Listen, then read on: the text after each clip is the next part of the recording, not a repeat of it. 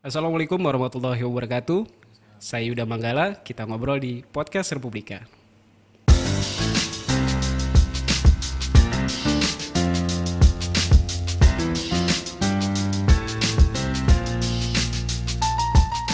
Nah, kita ke solusinya lah bahasanya ya teman-teman ya. Sobat Republika, apa aja sih yang sebenarnya bisa dilakukan atau yang harus dilakukan untuk ya bahasanya mengurangi lah ya. Kalau sebenarnya menghilangkan sulit nggak sih Mas kalau plastik itu misalnya ya? Itu sekarang itu pastinya kita mencoba untuk apa ya, mencegah untuk naik dulu. Mencegah untuk naik dulu ya. Mencegah Kalau dulu. menghilangkan kayaknya susah ya Mas. Susah Sulit banget menghilangkan. ya. Prosesnya mungkin bisa berapa abad ke depan, nggak tahu lah, saya nggak bisa Siapa tahu memprediksi. ya. Kita doakan aja. Jadi meningkat penggunaan plastik mungkin iya, tapi bagaimana agar memperlambatnya dulu lah gitu.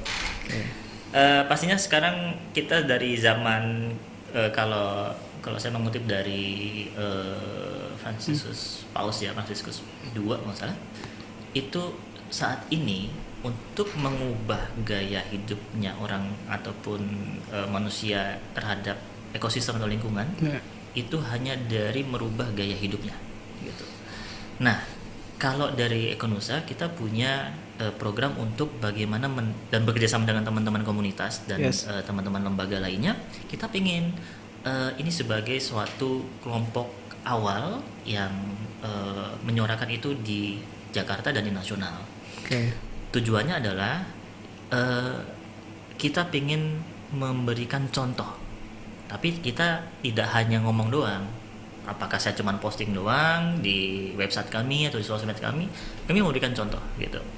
Nah, kemudian harapannya kan kita kita misalnya saya pengen bergaya pakaian begini nih. Iya. Pasti kan saya melihat dari orang itu keren ya gitu kan. Nah, harapannya kita pengen punya nanti tokoh-tokoh nasional yang bisa untuk menjadi panutan-panutan gitu. Pertama sudah ada peraturan di Jakarta nih, ya Ya. kan. Tinggal championnya nanti kita cari nih siapa yang pemimpin yang peduli terhadap sampah plastik khususnya untuk di laut. Karena Sosok yang bisa jadi role model. role model banget. Itu kita pengennya ada gerakan dulu, kemudian ada championnya, nanti bisa diikutin. Oke. Nah, jadi tindakan-tindakannya aksi-aksinya adalah kita pertama ada biasanya nih seharusnya sih di bulan Juli ini kan tanggal 3 kemarin itu World Plastic Free Day itu. Yes. Ya kan? Dan kita akan mengkampanye sebulan penuh. Biasanya aksinya di jalan. Tetapi Oke. karena kondisi sekarang kita aksinya online begitu. Yeah. Dan kalau tahun lalu itu kan ada monster plastik kita pawai di jalan. Nah, kalau misalnya dulu tuh ada masih zaman Pandu Laut dengan Ibu Susi itu turun jalan. Tetapi sekarang Ibu Susi tidak ada lagi, kita bersama komunitas yang lainnya berinisiatif kita untuk pawai online, merubah model lain lewat kajian-kajian webinar, kemudian kita lewat sosial media pastinya untuk memberitahukan bahwa tips-tipsnya, kemudian habis itu tetap dampak-dampaknya bagaimana, baik itu di perkotaan, dampaknya terhadap masyarakat pesisir dan biota, dan kemudian terhadap pemerintah, ini loh manfaatnya. Kalau tetap sampah plastik ini dibiarkan diproduksi terus dan dipakai oleh semua. Harapan saya sih sebenarnya sekarang sudah, kalau dulu kan kita masih kenal 3 tuh, Iya. reuse, reduce, dan recycle. Sekarang kan sudah ada 5 nih. Pertama refuse dulu. Nah, kalau masnya ke kafe nih atau ke warung, mau kresek mas? Enggak dong. No, gitu ya. Ogah gitu ya. Enggak, no. Terus bawanya pakai apa mas? Nah itu. Saya bawa gitu kan, harusnya gitu ya. Betul sekali. Oke. Nah, Refuse, tolak. Oke. tolak dulu. Oke. Kalau mau plastik, mau sedotan, refuse dulu. Kemudian Dan kita punya privilege itu ya, pasti kita punya Punya. wewenang, kekuasaan apa bahasanya itu. Bisa memilih itulah ya. kita bisa menolak karena kita tahu masalahnya itu yang mungkin banyak anak-anak muda sekarang. Kita kan menyasarnya kepada anak-anak muda nih. Yes. 40 tahun ke atas, apa ke bawah. 20 tahun ke atas nih. Oke, lanjut. 40 tahun ke bawah, harapannya 40 tahun ke bawah ini kan kita segmentasi nih. Iya. Ada yang sudah eksekutif muda, maksudnya sudah sekolah, selesai, tapi sudah bekerja sekian tahun. Kemudian ada yang masih belajar sampai yang masih sudah bekerja juga gitu. Baik juga pelajar juga nih sampai SMA, SMP. Itu bagus juga. Nah, pastinya yang masih kita sasaran adalah yang misalnya daya belinya tinggi gitu. Oke. Daya belinya tinggi dan itu pasti akan membawa gaya hidup mereka. Nah, tetapi di satu sisi ada teman-teman yang bermain di tingkatan bawah. Karena apa? Kalau kita tidak tanamkan nilai-nilai ini kepada adik-adik yang dari awal, refuse gitu. Yeah. Kemudian nggak bisa dihindari, reuse. Misalnya nih sesuatu yang nggak bisa kita hindari ya udah kita reuse lagi nih, gitu kan? Misalnya suatu saat ya mau nggak mau di jalan haus banget, gitu. Nggak bawa tumbler gua, ya udahlah beli dah. Tapi aku harus reuse nanti di rumah, gitu. Misalnya untuk apa? Untuk tanaman misalnya kan. Terus kalau sudah reuse, kemudian reduce dulu. Okay. Jadi reduce itu apa yang dibutuhkan itu ya mau nggak mau kita harus benar-benar kurangi gitu. Nah seperti misalnya kalau sampah di rumah ya pastinya kan pakai kresek juga kan, ya kan. Yeah. Nah tetapi gimana kita caranya agar bisa nanti suatu saat jangan bergantung pada plastik untuk sampah gitu kan? Karena pasti untuk sampah rumah tangga dibungkus plastik dibuang. Iya, betul. Kita bisa sedia besek. Sudah ada teman-teman yang gerakan besek sekarang. Itu sudah viral beberapa tahun kemarin, apalagi menjelang Idul Adha ini pasti muncul lagi itu gerakan besek. Nah, sebenarnya gerakan besek kan untuk tempat sampah bisa dibuang juga gitu. Nah, kemudian yang terakhir kemudian yang keempat itu adalah recycle. Sesuatu yang kita tidak bisa refuse, tidak bisa kita reduce, kita recycle gitu. Kita hancurkan, kita olah jadi apa gitu. Nah misalnya dari botol plastik yang saya beli di jalan tadi tuh sudah saya reuse berapa kali gitu kan. Akhirnya saya recycle menjadi misalnya mainan atau misalnya menjadi sesuatu botol-botol penutupnya bisa untuk untuk jadi hiasan pot misalnya gitu. Nah yang terakhir kalau misalnya ada itu adalah rod itu ya kita ada makanan ataupun sesuatu yang misalnya ada mall sampah ya itu misalnya kalau makanan berarti bisa atau sayur-sayuran bisa kita dari kompos pupuk. Tapi yang plastik ini kan harus diolah berarti kita coba buang ataupun kita jual ke tempat pengolahan sampah plastik gitu. Jadi ini harus kita tanamkan dari awal. Tetapi untuk anak-anak ada juga pelajar ini yang harus juga kita campaignkan. Nah, yang sudah bekerja nih seperti kita ini nih, ini nih sasaran utama nih gitu. Jadi itu harus kita kenalkan dengan baik dan kita kasihkan tips, kita kasihkan contoh, kita kasihkan langsung nyata. Nih istilahnya tote bag. Ini straw besi atau bambu gitu. Itu harus dibawa terus nih. Akan menjadi keren yang lu bawa gitu lah. Itu kan udah gaya hidup. Kalau kita misalnya saya melihat Mas Yuda ya. Mas Yuda membawa straw di kantongnya tiap bersama sendok. Apalagi Mas Yuda di Republika podcaster gitu. Wah keren nih ada. Besok aja saya pakai. Sini ditaruh biar teman-teman lihat gitu. Kalau Esin on TV atau Esin on podcast, wah keren juga tuh. Kita ada kan biasanya kan HP doang di sini kan nongol. Gimana kalau sesuatu yang straw ataupun kita jadikan itu sebuah kebiasaan yang umum gitu ya Mas ya. Tapi sulit gak sih Mas? Maksudnya ini saya bicara tantangan ya. Karena mungkin secara teori ini ini oke banget keren gitu. Tapi secara di lapangan sendiri dari teman-teman ekonomi sendiri misalnya sulit gak sih tantangannya apa aja untuk mengkampanyekan ini sebenarnya? Nah, pastinya kita change behavior itu tidak 1 tahun 2 tahun. Ya apalagi terkait behavior maksud saya gitu. Betul. Jadi kan kampanye itu sudah ada dari beberapa puluh tahun waktu saya masih muda gitu kan.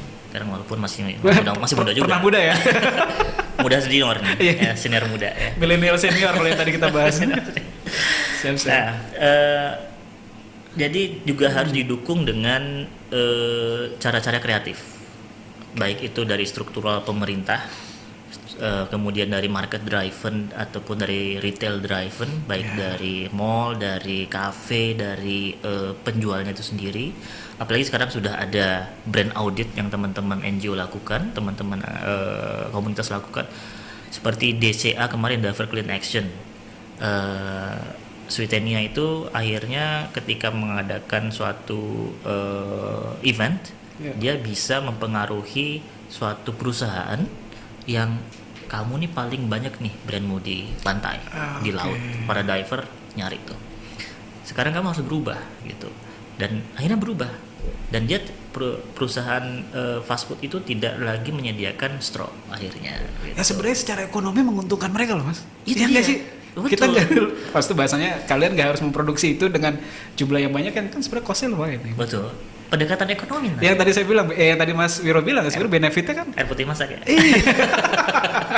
air putih masak. Konsep air putih masak air putih. Nah, pasti change behavior agak butuh waktu ya. Yes. Tapi sesuatu yang kita dengar, kita lihat itu seperti iklan. Iklan yang paling sering itu apa mas? Kalau bukan sampo, Ya. apa yang paling murah ya? Odol, Sabun lah ya. sabun gitu kan. Itu kan produksinya murah, dijualnya agak untung, Ya. tetapi akhirnya iklannya kan tiap hari gitu. Nah, kalau kita juga mengiklankan tiap hari dan kemudian ada ambasador dan kemudian ada apa yang menjadi gaya hidup, tren hidup di mungkin 10 tahun ke depan ini, saya rasa ini akan sangat bagus untuk mengurangi pemakaian sampah plastik. Tapi tidak gaya hidup juga, kita membutuhkan suatu upaya dari yang lebih strategis. Misalnya nih, di Indonesia sekarang kan sudah ada 2 provinsi, DKI Jakarta dan Bali yang untuk pergub larangan plastik sekali pakai. Kemudian ada 5 kota, Bekasi, Bogor, Semarang, Banjarmasin, Balikpapan, gitu kan. Nah, kita butuh itu semuanya itu di antara 2010 sampai 2020 gitu. Rata-rata di 2015 ke atas. Banjarmasin yang pertama. Ya kan, yang terakhir ini adalah ya pergub Jakarta ya, DKI Jakarta. Kemarin di akhir tahun ya, tapi baru diterapkan sekarang. Nah, harapannya nanti 10 tahun ke depan ini harus double dong minimal. Harus ada kota-kota lain lagi nih. Jadi Surabaya, ada Medan, ada Makassar, kota-kota besar lainnya di Indonesia itu bisa diikuti.